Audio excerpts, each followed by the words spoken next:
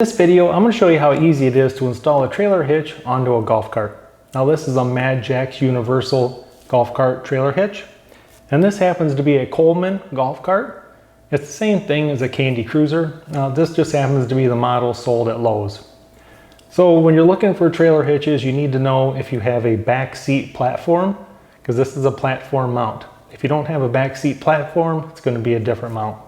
I'll show you how easy it is. We'll get this job done and get this golf cart back on the road. I'm going to show you an up close look at this. Now this is a 2-inch receiver. It's got your pin right here so you can put in different type of mounts. As you can see, it's maybe about 24 inches wide. You just have 2 holes on each side. Now some golf carts you may have to drill 1 hole on each side, just depending on which one you have. Let's go ahead and take a look underneath this and see what we need to do. What I mean about a rear seat platform, this hitch is designed to mount underneath this. If you don't have one of these rear seats with platform, it's going to be a different mount. It's going to mount right underneath the golf cart. If we take a look underneath, we have these 2 bolts right here, this one and this one. Same thing on the other side. We just need to loosen these up, take them out, and hopefully the mount will slide right into place.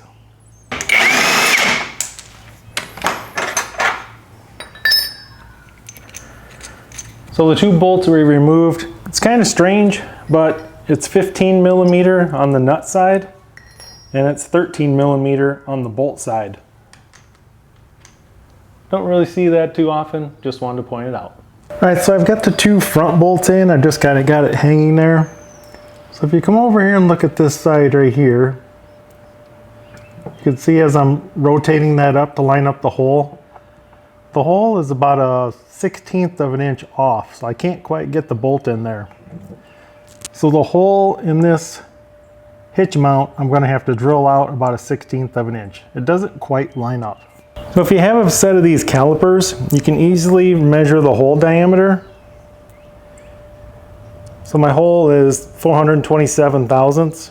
So I'm just going to grab a 1/2 inch drill bit and drill these out. All right, so I drilled all 4 holes to a 1/2 inch diameter. We'll see if it bolts up now. All right, so I have the bolts back in. We'll go ahead and take a look underneath, see what that looks like.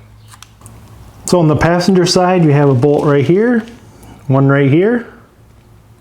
Same thing on the driver's side.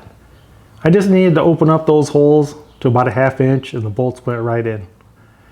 That's what you get when you use universal stuff. It's quite a bit cheaper, but you may have to do a little modification. Now that I know everything fits, I'm going to take 1 nut off at a time, put a bit of thread locker on it, and tighten it back up. This will ensure that a vibration will not allow those nuts to come loose. Got all 4 bolts all tightened up, and that's what it looks like. It sticks out about 1.5 inches past the platform. Now with the Mad Jack's hitch, it does come with this receiver mount right here. You will need a ball to put on it, or if you have something already,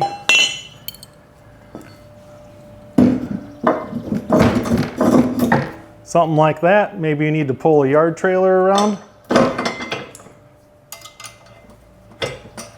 Or really any style of 2-inch receiver is going to work. And here's just a side view of what it looks like.